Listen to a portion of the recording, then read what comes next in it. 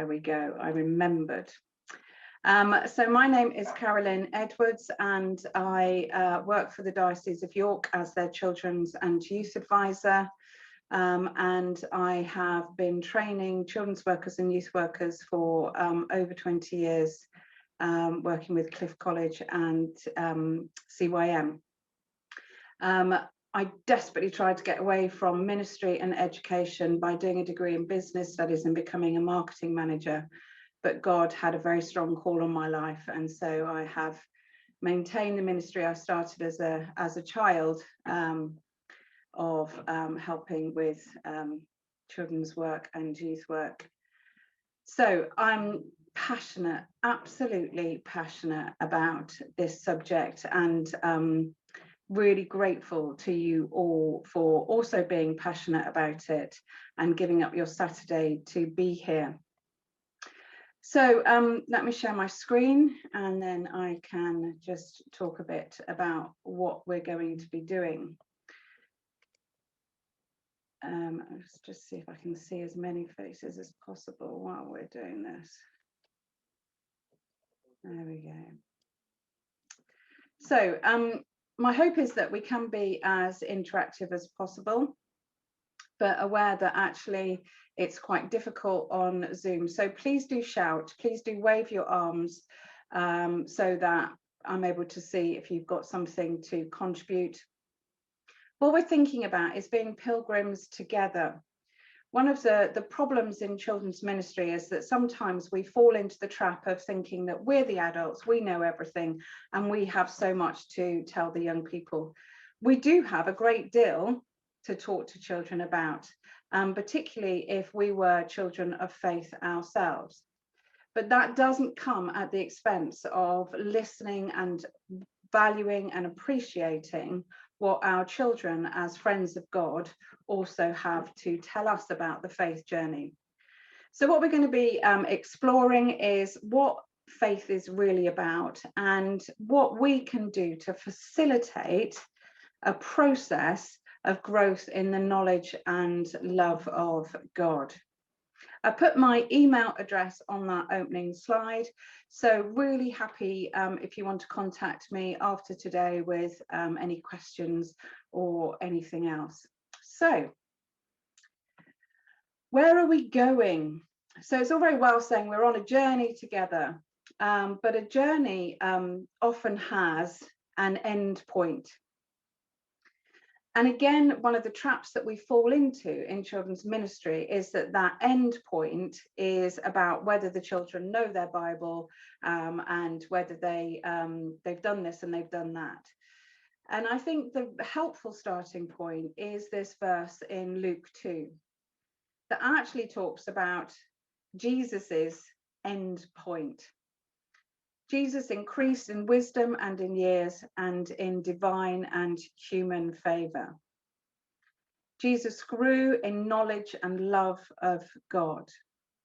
And actually, for me, that is what we want our children to grow in. We want them to grow in knowledge and love of God, not at the expense of either of those elements.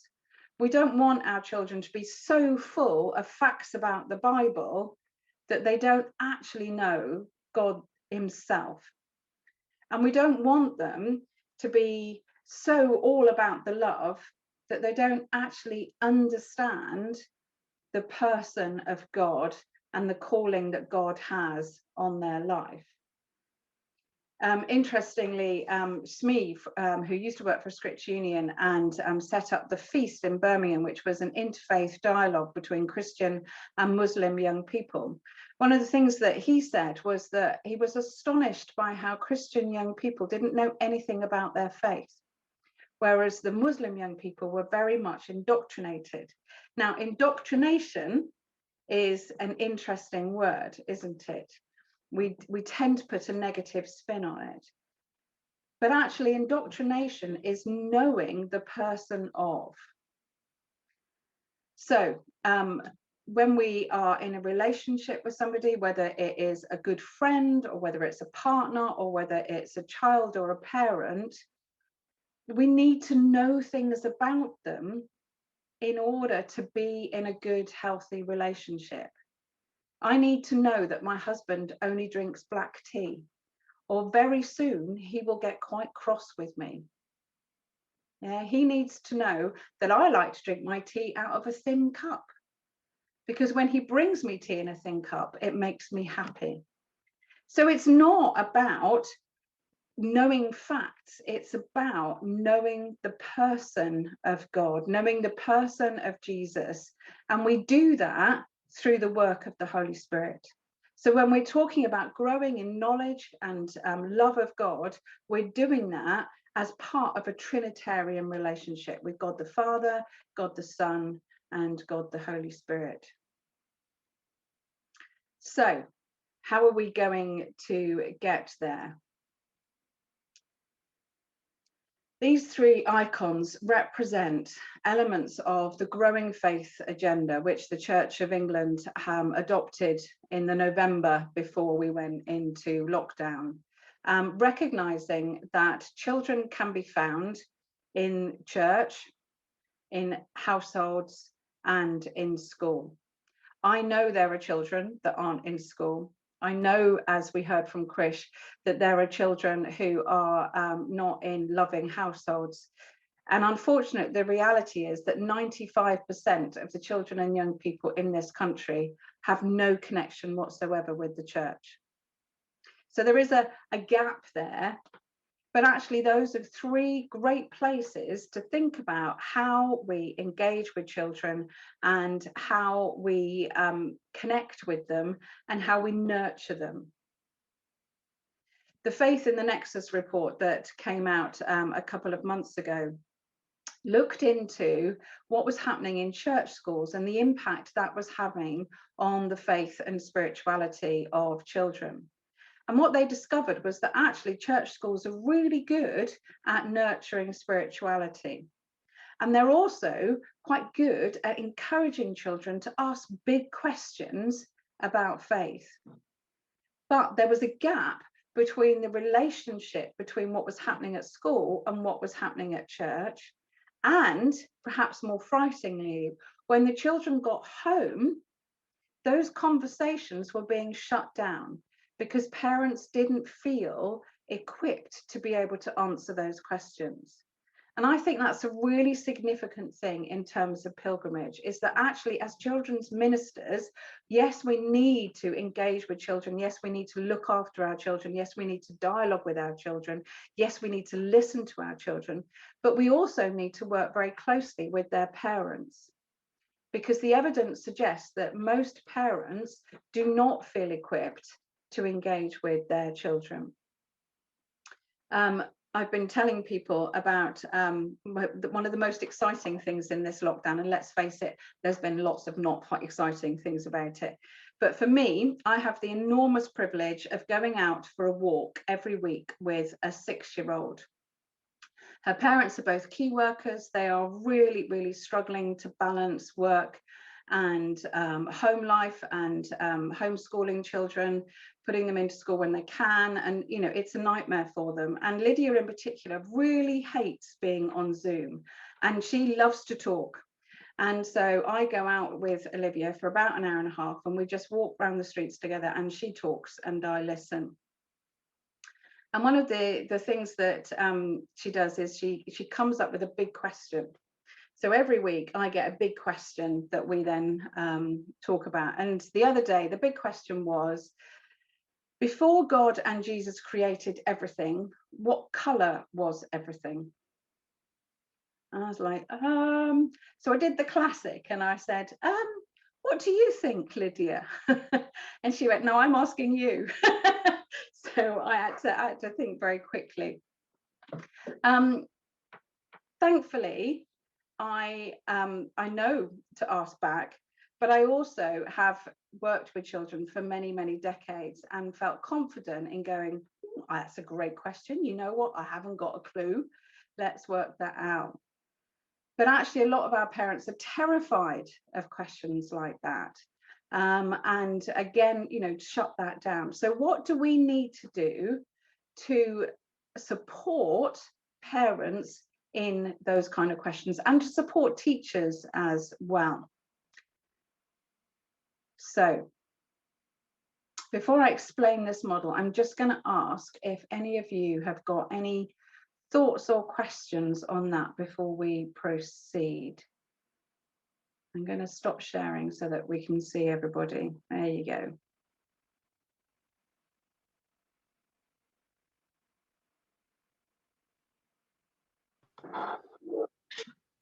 Caroline. Hi. Hi. Hi, it's Caroline from Liverpool. I think we've worked together. Yes, yeah. I'm really passionate about teaching parents alongside children, and most of the Sunday clubs that I am involved in or have organised actually have parents and children in the same room, working alongside each other. And we always leave a gap where they can actually go off and explore things together. So we might lead the story and then say, oh, parents and children, would you like to take your parents and go and explore that with the Lego, or explore that with whatever's out for them to use? And then to listen in on the conversations that are happening with the parent and the child. And then when we come back together to try and draw some of those things that have been said, so that the parent feels confident that they've said the right thing. Yeah. And the child thinks, gosh, mum knows that, and that's really good, or dad knows that, and that's really good. Yeah. So, and it's actually helped to build a community. In one particular church, we've gone from 12 children to, and we had a count last week ready for the Easter eggs, 70 children. So Fantastic. That's 47 families. And I just think that is amazing. And it started from working together and continuing that. And the ones that have got too old for the Sunday club have now moved into church, but parents feel confident enough to be in the church with the children because they've already had that foundation. Yeah, absolutely. So that's a really helpful model of giving some space for exploration, but really affirming that process of exploration when you gather together. At the end of the presentation, I've put up some books and resources, and one of them is Explore Together, which is a free downloadable resource from Scripture Union. And it's designed for intergenerational worship or activities. I've done it for many years in a marquee with 120 children, and it's worked fantastically, and it works on learning styles. So essentially, everybody explores the same piece of scripture, but you do that in a way that makes sense to you. So if you are somebody who likes to talk things out, like Lydia, then you go to the chat zone and you talk about the Bible verse. If you are somebody who is an interpersonal thinker and you just want some space to process it yourself, you go to the quiet zone and you sit and you think about it. If you're a wordy person, then you go to the word zone and you've got all these concordances and commentaries that help you think about what other people think about the passage. If you are a busy person, you go over to the busy zone and you think about the passage while you're making things with Lego or clay and that kind of thing. And you do that exploration, and then you go back into small groups and you talk about what God has been saying to you through his word in whatever phrase you've been looking at. And then from the small groups, you feed back together. So that gives people the confidence, because if there's only 5 other people, they're more likely to speak than trying to put their hand up in a big congregation and say something. So it gives people, and if you've got good group facilitators, they can encourage that engagement. And then when it comes back to feeding back to everybody, your group leader can say, you know, Caroline just had a brilliant point, and either encourage her to share it or paraphrase it instead. So, you know, I think if you've not come across that before, it's to say it's free to download. So that's a really helpful resource. Any other thoughts or comments before we move on to thinking about what faith actually is? Okay, let me share my screen again. Okay, so this is my model of, or one of my models of faith development that is based on Westerhoff. Some of you might be familiar with Fowler and Westerhoff, who were the sort of the godfathers of faith development theories. And what the faith development theories suggest is that as we grow, our faith changes in shape and style. And I think what's important about that is recognizing that as a 2-year-old, a 7-year-old, a 17-year-old, a 77-year-old, we have faith. That it's not something that happens when you have your confirmation or you're first committed to communion or whatever. It's something that you can have as a very small person. And I would argue it's something that we actually have in the womb. Mark Iaconelli, in his book Dangerous Wonder, has actually nicked, in the introduction, he's nicked an anecdote from somebody else. But it talks about a 4-year-old child saying to their parents when their newborn sibling comes home, I want to be on my own with them. You need to leave me on my own. And they're like terrified, thinking, what are they going to do? And in the end, they allow the 4-year-old some time on their own with the newborn baby. But they're standing at the door overhearing what's happening. And the 4-year-old creeps up to the cot and she leans over and she says to the baby, what does God sound like? I'm starting to forget. What does God sound like? I'm starting to forget. So actually what that 4-year-old recognizes is Psalm 132. That newborn infant who was knit together in their mother's womb knew God. And I call it knowing God in your knower. So it's not necessarily cognitive development. It's not even necessarily love in the way that we understand love in our human things, but it is a deep connection. And that as the child is born and grows up, they start to forget that relationship with God. But if they are nurtured in a family, in a household, in a church, and in a school, where they are reminded of the voice of God and the sound of God and the feel of God and the connection with God, then they won't start to forget it. But it will change shape and style. I really hope that none of us here in this session have the same faith that we had 5 years ago. I hope that we don't even have the same faith that we had a year ago, because actually we've been through a year that has probably tested our faith and certainly changed our understanding of what church needs to be, what our ministry needs to be, and who we are as people. So what Westerhoff said was that as we grew, our faith grew like the rings of a tree. We started off, our faith as an infant was all about experiencing trust and experiencing faith and experiencing relationship with God. Then what he suggested is that as we go into childhood, we start to, the most important thing is belonging. And this is one of the reasons why we have the phenomena that our Friday night groups for 8 to 11s can have hundreds of young people in them. And then when we get to 11 to 14, it seems to disappear, because actually there is a strong tribe thing in children. If one of their mates goes, then they're going to go too. But actually it's deeper than that. Our children long to belong. They long to belong to part of the church family. So we belong in that part of faith. And then we move into the next stage of faith, which is searching or questioning. And again, what Westerhoff does is he puts that with the teenage years and says that this is where they question, and they often throw out the baby with the bathwater. And quite often it happens when children go to secondary school. Because if they haven't been taught to really wrestle theologically with stuff, suddenly the stories that they know from the Bible as stories rather than narratives then don't make sense in terms of what they're taught in terms of evolution and the way that world was created and things like that. And because they haven't got the theological skills, not because they're not capable of them, but because they've not been facilitated and nurtured by the people around them, the questioning becomes too much and they throw away their faith.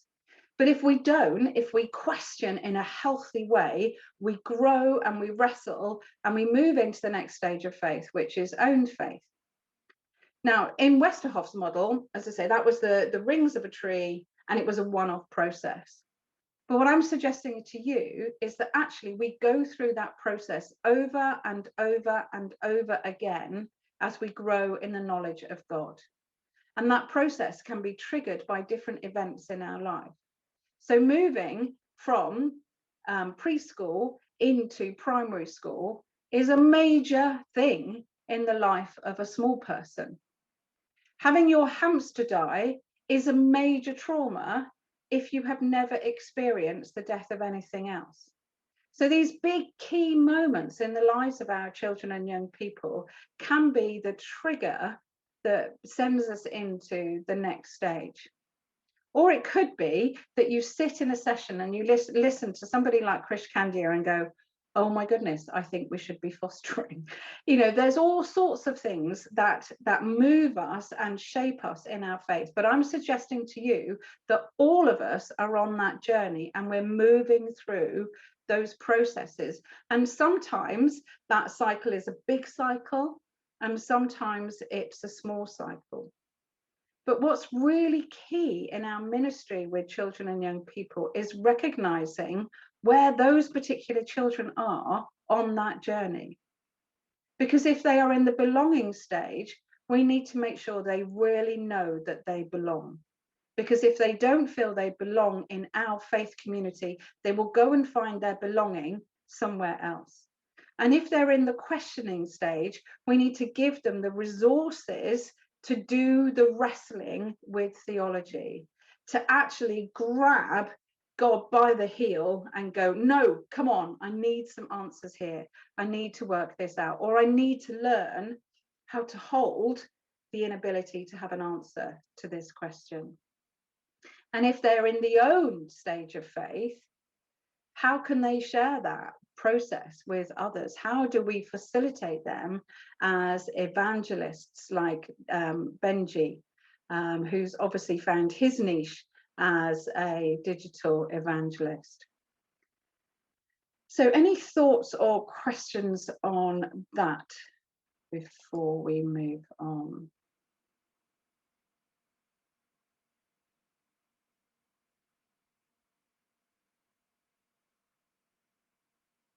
Okay.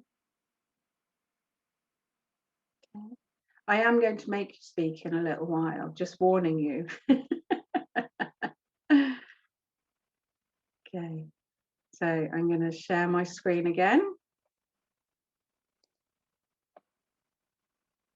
Okay, I know this is a lot of text. The text is for me, not for you. But it's also there as an aid memoir later on. So I said that the cycle was something that I worked on for Scripture Union many, many years ago. But I've been doing some more research into children and holiness and what it means to be a holy child and how children actually talk about themselves and their holiness. And one of the things, the recommendations that came out of that research was the fact that we really do need to think about new ways of describing faith in children. And one of the things I was musing about was this idea that actually our faith is a little bit like a school bag. And in the same way that we, when we have a school bag, we put all sorts of things in it, some of which are useful, some of which aren't useful. I wanted to explore what kind of metaphor that was. So I'm going to read this passage. And then I'm going to ask you to do some thinking about it. But while I'm reading, if you just want to focus on the picture or close your eyes, which helps the imagination, it's entirely up to you. So, a much loved school bag containing the all the equipment required for the journey to and from school, for the process of learning and enjoyment of being part of the school community. Some items are essential and basic and found in every child's bag, e.g. a writing implement. Some bags contain items that are peculiar to that child's personality and identity, e.g. favourite toys or badges to adorn the outside. Some things will be recommended by parents, e.g. tissues. Some will be secreted by the child, e.g. conkers. Some contents might look a bit battered and old, but are much loved and useful. Others might be shiny and new and rarely used. Some things will be needed every day, and some just for a reason or a season. The contents of every bag will change according to the requirements and the circumstances and the age of a child. For instance, a 7-year-old will not necessarily need an A-level science textbook until they're 16, but will use a book about science written for primary age children. The same child might, however, have a complex book on space exploration because this is something that interests them and they have researched.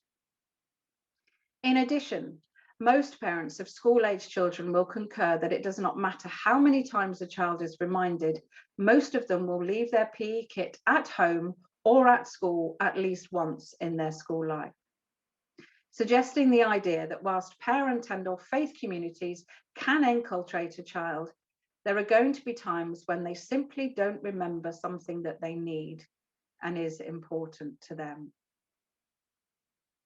So, what I would like you to do now is spend a few minutes thinking about that metaphor of a school bag in relation to the faith of the children that you might be thinking, you know, the children that you brought with you to this session, the ones that you're working with, the ones that you love and God has called you to serve. What is in their bags? What is missing from their bags? What have you put in their bags? What have their parents put in their bags? What do you think should be in their bags that you'd like to put in, but perhaps haven't been able to because of the pandemic? So you can, you know, talk about pencils, pencil sharpeners, sandwiches, whatever. Play with the ideas for a few minutes. Write down your notes for yourself. And then after a few minutes, what I'm going to do is ask you to share your idea, and we'll do it one person at a time. So I'll say your name, ask you to share an idea, and we'll go around the whole group. And if we've got lots of ideas, we'll keep going until we run out of ideas. Okay, so a few minutes just to jot down your ideas and your thoughts. I'm going to go and get myself a glass of water. So if I disappear, it's not because I've run out on you. Okay, so happy thinking, and I'll be back in a moment.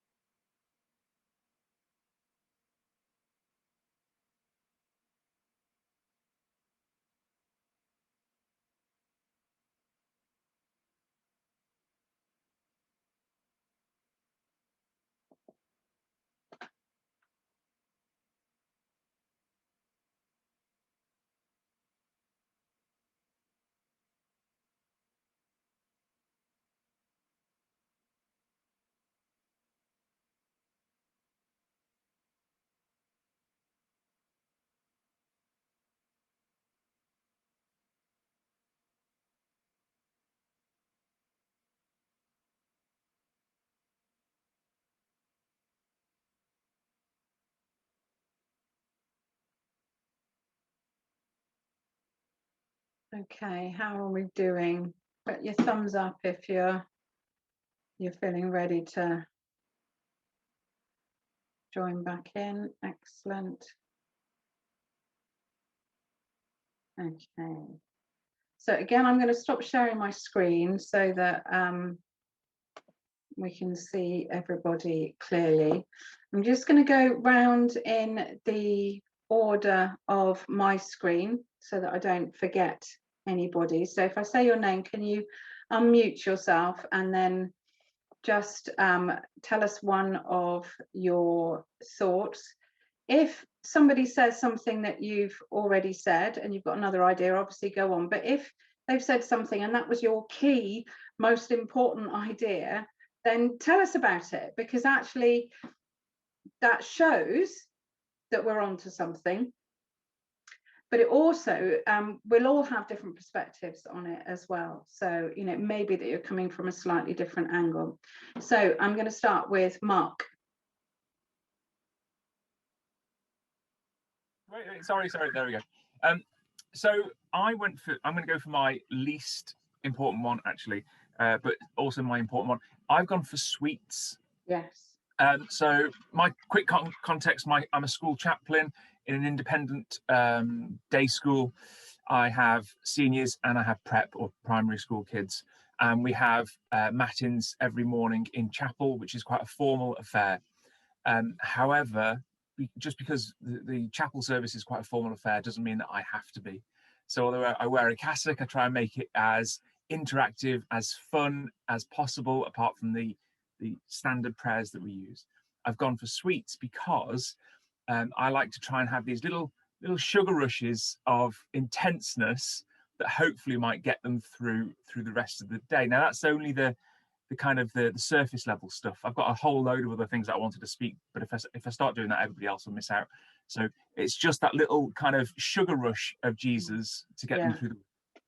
Yeah, brilliant. Thank you very much. Yeah, and that's really important, isn't it? Because I think that sometimes the impression that children have of church and the impression that we have of church is it's very dull and it's very dry.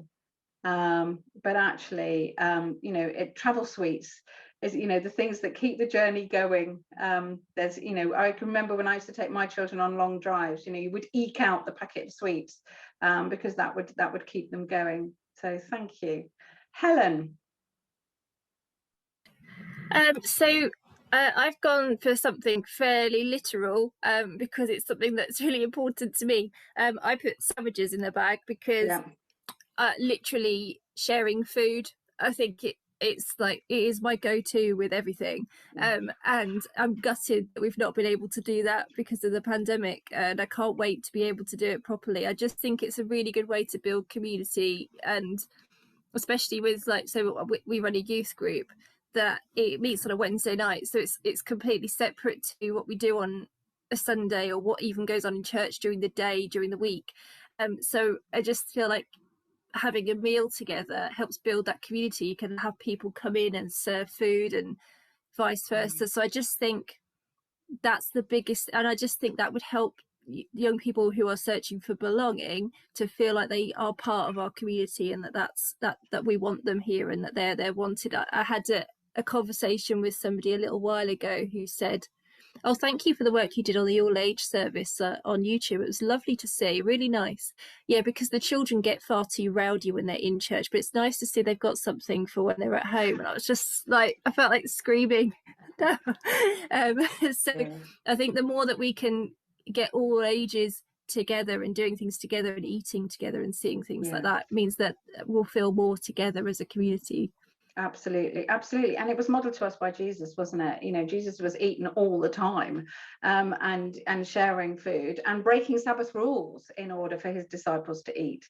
So, you know, it's a really important function. Thank you very much. Sergey. Sergey. Sergey, sorry. That's all right. I normally don't correct it, and I just thought, oh, that's go on. You must. Can I just add on food? Just it caught my interest, but I help run a youth group where I'm at my local. I'm part of the Salvation Army, and we've been doing all sorts of ideas through lockdown with food, delivering pizzas, delivering all sorts of bits and pieces. But last night we did it a bit differently. We didn't deliver pizzas, we delivered the ingredients to make the pizzas. And I went to one of the cheap superstores and just picked up bases and sauce and cheese and things. And we had a night on Zoom last night making pizzas. And my wife, who's a youth worker as well, we were reflecting on it afterwards. And a big thing that clicked for us was where we've delivered food previously, and it's brought the young people together, and they've sat in their rooms and they've eaten the pizza and we've had a good time and played games and things. But by making the pizzas, they were having to be in their kitchens, which is a family space.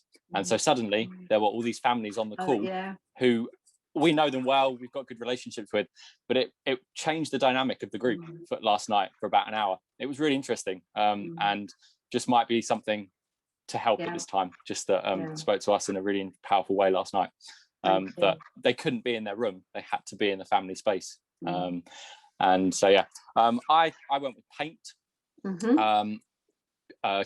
creativity, curiosity, that kind of angle.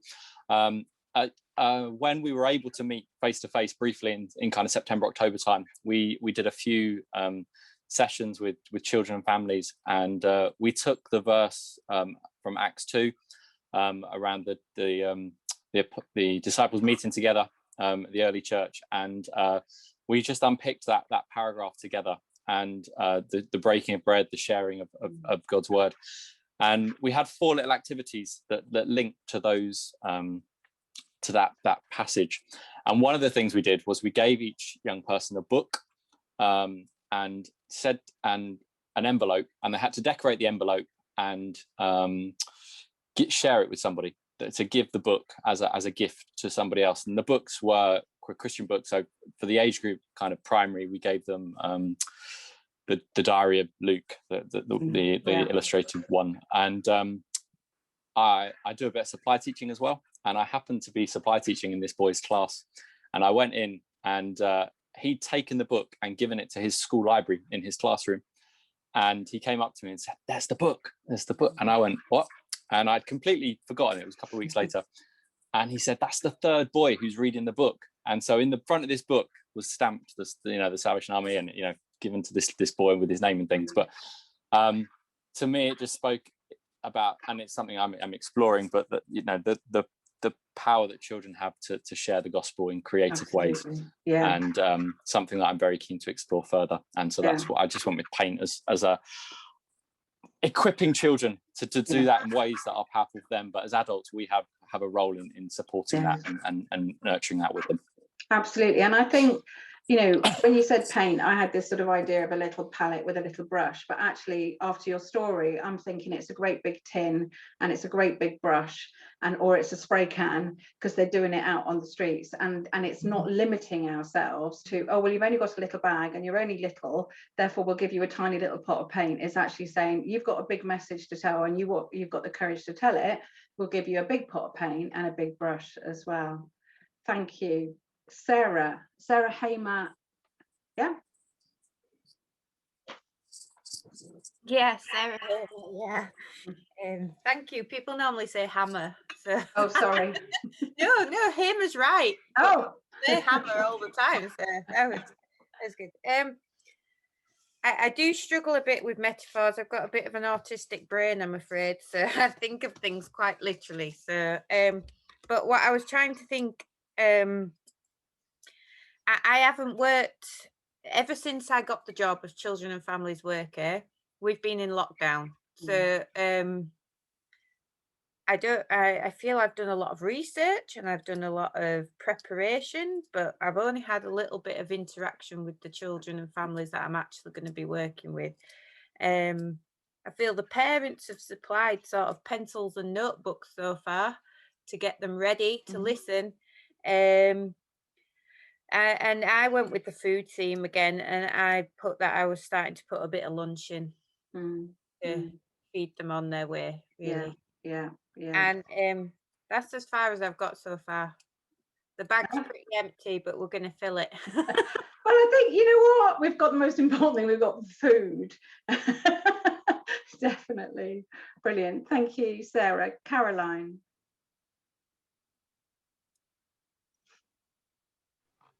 Okay, so mine is play and equipment to play with, because it's the one thing that obviously is really hard to do in a lockdown.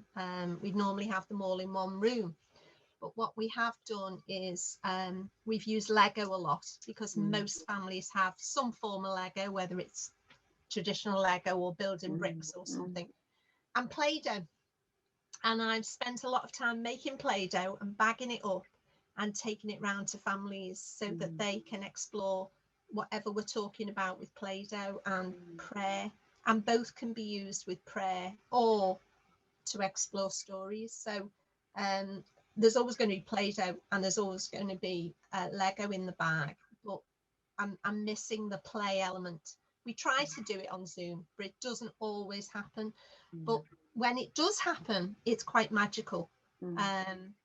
And we've done things like baking things on Zoom as well, and that's gone down extremely well. But I miss seeing how the children are actually exploring whatever you're talking about, whether it be a story or a complex issue or whatever, with the equipment, and how they're playing it back to themselves. So there's always going to be Lego and Play-Doh in there. Yeah, really, really important. Years ago, I did some research on children's spirituality and came up with this idea of spiritual connections, so different ways that children engage with and express their spirituality. And I had play as a separate spiritual connection. And one of my conclusions was that actually play was part of all of the other connections, that it's absolutely essential. It's Jerome Berriman, who was the sort of founder of the godly play movement, says that play is the work of the child. And it's understanding the deep need for them to respond in play and learn through play. So thank you, Caroline. And I think the foundation stage in school teaches us a lot, because that's all based on play and how they explore things and skills and everything. And I've taken it really from that. It's worked well. Yeah, thank you. Glenys. Yes, it was interesting what Caroline just said, because our children's worker, she does a Lego group, but a lockdown Lego group, and we have about 20 children come on, and she does the Bible reading, and then they make something. We had the Moses crossing the Red Sea, and they had to use their Lego for things like that, and they're really, it's really interesting, some of the comments the children make. Sorry, getting back to the bag. It made me smile really, because I remember when you said conkers, the number of times in the olden days when I've emptied my children's bag at the end of half term, and dead sandwiches and what have you. But I think it made me wonder whether actually I threw things away that I shouldn't have done, because it's the child having ownership, isn't it? And the child, they must have put that in there for a reason. Or not left the sandwich, but say put I don't know, a spinner, a sycamore seed or something like that. And whether actually we should have explored that more, or why it was in there. Yeah. So that was just a thought. Brilliant. That's really helpful, Glenys. Yeah, and it's identifying. So we might go, well, that's useless, but actually for that child, it's a really important symbol or play item or whatever. So yeah, absolutely listening to the children and saying, okay, so that's an important element of your spirituality and faith, and not rubbishing it because it doesn't fit with our model of what's important. Thank you. Jess. Hiya. I've put on in the bag, just thinking of the young people that I work with, I would put in items such as like stones you find on the beach, or shells or flowers or leaves, just things that will create wonder in them, because for the young people that I'm working with, they have, especially with COVID, it's like they've put away the storybooks, they're very much into science. If you talk about the Bible or anything, well, that's just fairy tales, and there's no wonder or awe for them in the world. They just become very science-based, and with COVID it's all very science-based, so I would just try and put a bit of awe and wonder back into their lives and just help them to paint it with a wee bit more colour. Brilliant. Thank you very much. Rachel, are you there? No? Or Sarah? No? Okay. Brilliant. That's yeah, I'm here. You are here, Sarah. Thank you. Have you got? Oh, there you are. I was intrigued by when you'd written down secrets in the bag, and it was making me think about my son who's 12 now. And when I came in from work, just popped in his room to see what he was up to, and he was sat in his bed reading the Bible, but he didn't really want me to know, because it was just something he was doing by himself, and just about allowing them to have those secrets and to have those moments. So when you're your child's youth worker, family minister, and all that kind of stuff, and you're their main part of how they're connecting to church, then it's how they grow through that and then becoming their own person within it as well. So so just letting the secrets be. Yeah, absolutely. Thank you. That's really helpful. In my research into boys' spirituality, one of the things that I discovered was that boys quite often have very active prayer lives, but they're top secret, and they don't want to talk to other people about it, and they do not certainly want to share it with their parents. I had one mum who burst into tears because she was telling me, he never wants to pray with me, and I'm really worried about him. And I was like, I've got a 15-minute video of him telling me all about his prayer life. So actually the boundaries that children place, some of which are unhealthy and we need to challenge, but a lot of which are actually healthy, and particularly if we're in ministry, so we are the parent and the minister, and how we give those boundaries. My favorite age group, or one of my favorite age groups actually, is 11 to 14s. But I said, as soon as my children were 11 and joined that group, I left it, because they needed to be able to have a space where they weren't my child, they were just them. And so it is really important that we respect the child's secrets. Obviously, safeguarding, we have to be careful of secrets that have been enforced on them by adults that are unhealthy. But just that sense, because quite often when children discover truth about faith, they keep it a secret because it's so precious, it's so wonderful. It's like the little 4-year-old, isn't it, saying she didn't want mummy and daddy to hear that conversation with her newborn sibling. It was their little secret that they knew what God sounded like, and grown-ups didn't. Have we got anything from Rachel? No. Okay, so I think we will move on. Thank you so much for that. That is really helpful. So we've got just a couple more minutes. So I think a lot of what I have got here is just summing up what you have said. So belong, lifelong disciples need a sense of Jesus's upside down kingdom. And I think, particularly in COVID, children have been watching how communities have reacted to the situation. And they have seen that actually, the pandemic isn't about being rich and powerful. It's about being connected and being cared for and being caring. So, they need to know that actually Jesus's kingdom is the first shall be last and the last shall be first. Lifelong disciples need drive and direction to change. That actually we are growing and we are going on a journey. If you've ever been on a long walk with a child, you will remember some of the moaning that happens when you're on that, and the fact that you have to carry them some of the way, or you have to sing songs, or you have to play games to get them along the way. In the Diocese of York, we are just about to start our Children of Light Festival, which is a year-long celebration of children as bearers of the light of Jesus, and as means to engage churches with children and young people that perhaps they've lost touch with or never had touch with before the pandemic. And one of the things we're doing is we are creating mini pilgrimages. So we've got a huge privilege of having some fantastic buildings in the York Diocese, including the Minster and Whitby Abbey and all sorts of other places. And we're encouraging families to do little pilgrimages to and from those places. And my husband and I have been putting those resources to, well, we were putting the resources together before the travel ban. And, you know, one of the things that we were talking about was, where are the toilets? Obviously, you know, how much does it cost to park your car?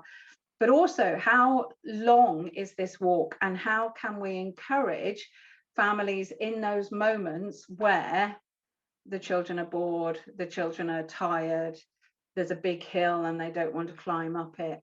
So it's about still expecting children to move on.